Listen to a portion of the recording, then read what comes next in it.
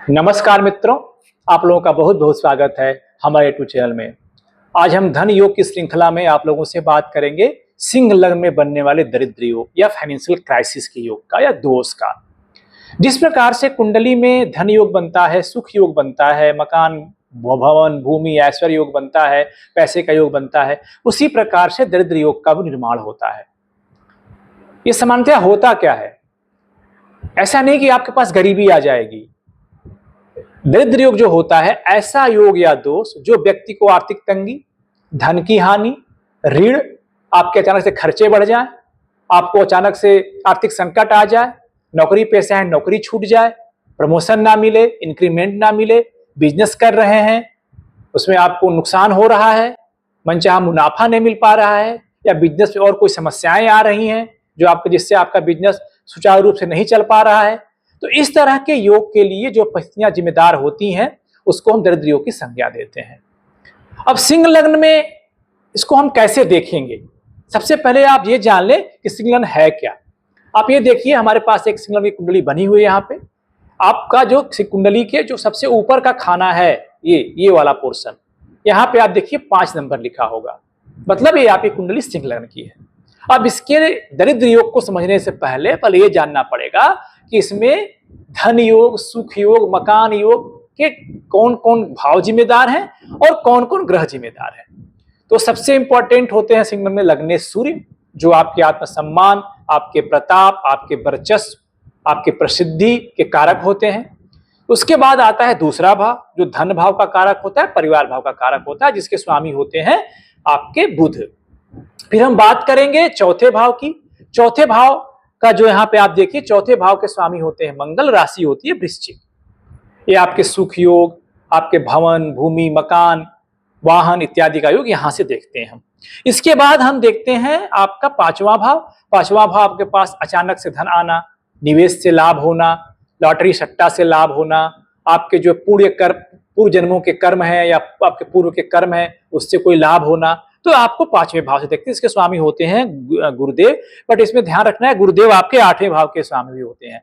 तो ये इनके गोचर और इनका दशा महादशा पे इनका प्रभाव आपकी कुंडली में निर्भर करेगा। इसके बाद हमारा आता है 9वां भाव। 9वां भाव के स्वामी होते हैं मंगल, ये आपके भाग्य कारक होते हैं।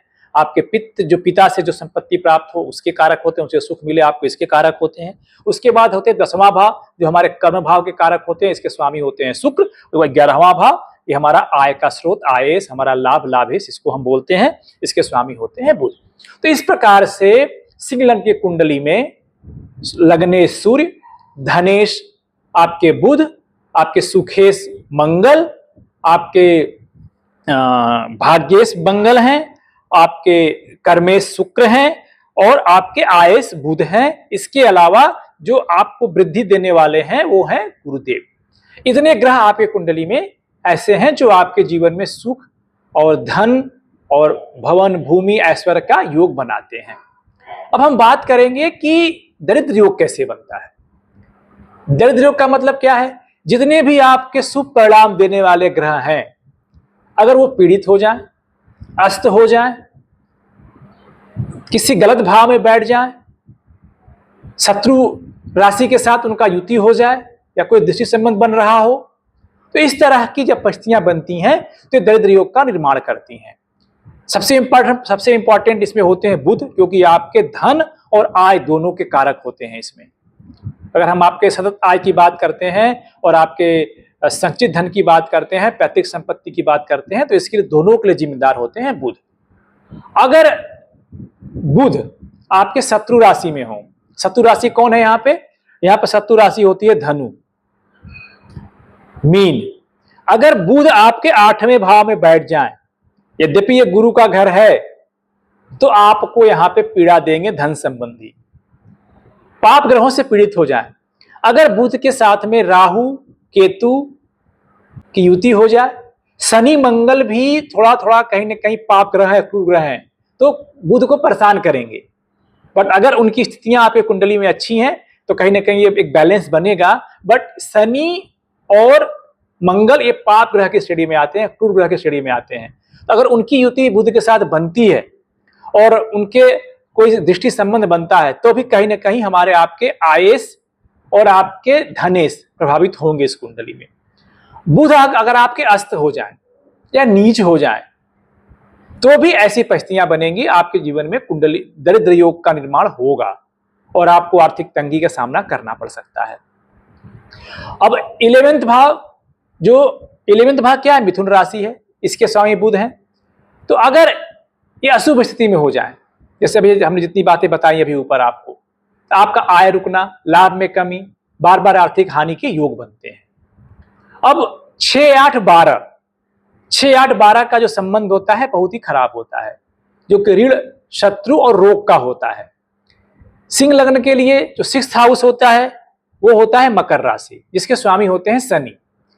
यदि शनि लग्न में बैठ जाए,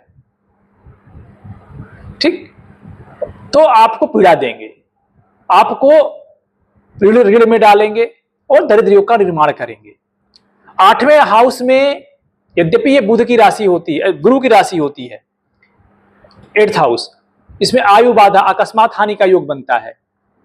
अगर इस ग्रह में अगर यहां आके सूर्य बैठ जाए तो आपके लिए अकस्मात हानि लेके आएंगे, आपके उम्र में कमी का योग यहां बना सकते हैं, इस तरीके का नुकसान दे सकते हैं। यहां पे 12वां भाव, ये 12वां भाव, इसमें चंद्रमा है इसके स्वामी। अगर यहाँ पे 12वां भाव का क्या होता है, व्यय का है, नुकसान का है, हॉस्पिटल के खर्च का है, इस तरह के खर्चे ऐसे आते हैं।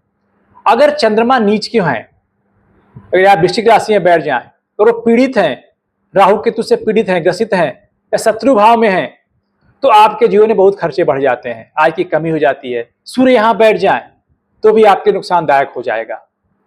अब लग्नेश, लग्नेश कौन है, सूर्य। अगर लग्नेश 6-8-12 में हो, मतलब सूर्य आपके 6ठे भाव में, 8वें भाव में, 12वें भाव में बैठ जाए, या नीच राशि में हो, मतलब तुला राशि में चले जाए। तुला राशि यहाँ पे कौन सी होती है आपकी, आप ये देखिए, ये तीसरा भाव जो तुला राशि होती है, यहां बैठ जाए सूर्यदेव, या राहु शनि या राहु से पीड़ित हो तो आपका आत्मबल गिरता है और दरिद्र योग आपका प्रभावी हो जाता है।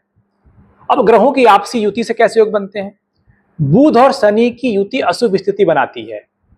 अगर बुध और शनि का योग बन रहा है तो धन और लाभ दोनों पे स्वामी शनि का प्रभाव पड़ता है। आपको आर्थिक संघर्ष करना पड़ेगा, आपके हर फाइनेंशियल डिसीजन आपके में देरी होगा, हर फाइनेंशियल परिणाम में डिले कराएंगे शनिदेव। चंद्रमा और राहु की युति हो जाए, वहां ग्रह योग लग जाएगा। अगर ये दूसरे या 11वें भाव में हो जाए, चंद्रमा और राहु अगर आपके यहां बैठ जाए, आपके यहां बैठ जाए, तो आपको धन हानि कराएंगे। मंगल और शनि ये दोनों पाप ग्रह हैं, अगर इनका प्रभाव दूसरे 11 भाव में पड़ता है तो धन हानि और मुकदमाबाजी और ऋण आपके पास जरूर कहीं ना कहीं से आपको लेना पड़ सकता है। अब आते हैं ये फलित कब होता है, ये जो दोष बनते हैं, इसको आपको कैसे देखना है कि कब आएंगे, उसका क्या हमको उपाय करें ताकि इस योग मतलब इस दोष से बचा जा सके। सीधी सी बात है, जब भी ये फलित कब होगा, जिन योगों से, जिन ग्रहों से ये दोष या योग बन रहा है, उन ग्रहों की आपके जीवन में जब जब दशा या अंतरदशा आएगी तब तब ये योग फलित होंगे। जैसे अगर बुध पीड़ित है तो बुध की जब दशा अंतरदशा आएगी तब आपकी आय रुक जाएगी। उस स्थिति में क्या करना है आपको, बुध को आपको बलवान करना है, बुध को एक्टिवेट करना है। अब वो कैसे करना है आपको दूसरे वीडियो में बताएंगे हम कि कैसे इनको एक्टिवेट करना है आपको। यदि चंद्रमा आपके नीच के हैं सपोज, तो चंद्रमा की दशा अंतरदशा में आपको अचानक धन हानि या खर्चे आपके बढ़ सकते हैं, आपको हॉस्पिटल के खर्चे बढ़ सकते हैं। गोचर में जब शनि, राहु या केतु इन भावों से गुजरे, मतलब किन भावों से, लग्न से, दूसरे भाव से, चौथे भाव से, 5वें भाव से, 9वें भाव से, 10वें भाव से, 11वें भाव से, तब तब आपके दरिद्र योग का प्रभाव और बढ़ जाता है। अब आपको इसको कैसे, इसका निवारण करना है, ये जानना जरूरी है आपको। मान के चलिए आपकी, जैसे अभी हमने बताया एग्जाम्पल ऊपर कि आपके सूर्य पीड़ित हैं, सूर्य की वजह से आपको दरिद्र योग का निर्माण बन रहा है, तो आपको सूर्य को बल देना पड़ेगा। सूर्य को बल कैसे देते हैं, सबसे इंपॉर्टेंट है सूर्य को बल देने के लिए आपको अर्ली मॉर्निंग सूर्योदय के पहले उठना पड़ेगा। नहा धो करके भगवान सूर्य को आपको अर्घ्य देना पड़ेगा, जल देना पड़ेगा। और उनका जो वैदिक मंत्र है ओम गृह सूर्याय नमः, इसका जाप करना पड़ेगा 108 बार। और आदित्य हृदय स्तोत्र का पाठ करना आपके लिए बहुत ही शुभकारी होगा। ये तो समझ लीजिए कि आपके सिंह लग्न के जातक के लिए, चाहे आपके सूर्य आपके पीड़ित हो या ना हो, आपके लिए वरदान है। अगर आप इसको करते हैं, इस उपाय को, तो आपके जीवन में कभी कोई समस्या आ ही नहीं सकती है। आपको बुध को कैसे एक्टिवेट करना है? अगर आपकी कुंडली में बुध पीड़ित है तो बुध के लिए, चूंकि बुध आपकी कुंडली में योग कारक है, तो आप हरे चीजों का सेवन करें, हरे वस्त्र पहने, हरे शरीर के। अगर आपके जीवन बुध अस्त है तो आप चाहें तो अच्छी क्वालिटी का पन्ना धारण कर सकते हैं, गाय को हरा चारा खिला सकते हैं, तो आपके दान के दान हो जाएंगे और आपके शुभ स्थिति में आ सकते हैं। शनि के लिए, शनि चूंकि यहाँ पे कुंडली मारक की स्टडी में आते हैं, तो शनि का दान आप कीजिए। शनि का दान करना यहाँ पे आपके लिए बहुत अच्छा होगा। और जो शनि का मंत्र है वो ओम शम शनैश्चराय नमः, इसका जाप करना भी आपके लिए बहुत ही उपयोगी होगा। इसी प्रकार से जितनी भी ग्रह की स्थितियां बनती हैं उनके लिए आपको खास उपाय करने पड़ेंगे। अब इन सारे सिंह लग्न में, अब इन जो आपके एक्टिवेट जो ग्रह ऐसे हैं, दो करना पड़ेगा हमको। जिन ग्रहों, जो पाप ग्रह हैं, उनको डीएक्टिवेट करना पड़ेगा, असक्रिय करना पड़ेगा। और जो आपकी कुंडली में शुभ ग्रह हैं, अगर वो पीड़ित अवस्था में हैं, बलहीन हैं, तो आपको उनको बल देना पड़ेगा, उनको एक्टिवेट करना पड़ेगा। तो ये सारे उपाय मैं आपको अपने अगले वीडियो में लेके आऊंगा, आप वहां पे इसको देख लीजिएगा। मैं उम्मीद करता हूं कि आज के द्वारा दी गई जानकारी आप लोग को अच्छी लगी होगी। अगर आपको अच्छी लगी है तो आपको लाइक करें। अगर आपने अभी तक मेरे चैनल को सब्सक्राइब नहीं किया है, सब्सक्राइब कर लें और दूसरों को भी शेयर करें। सबसे इंपॉर्टेंट चीज, आपको अगर अपनी कुंडली से मिलान कीजिए, इस तरह के कोई योग आपके कुंडली में बन रहा है, तो एक बार हमसे आप अगर संपर्क करना चाहें तो हमने अपनी मेल आईडी यहां दे रखी है, आप उससे संपर्क कर सकते हैं। या आप चाहें तो कमेंट बॉक्स में डाल सकते हैं कि ये परिस्थितियां हैं, इसका क्या निवारण है, इसको क्या उपाय करना चाहिए। मैं आपको निश्चित रूप से आपके सारे प्रश्नों का जवाब सही समय से दूंगा। तो धन्यवाद। भगवान गणेश की कृपा आप सभी लोगों पर बनी रहे। ओम गम गणपतये नमः।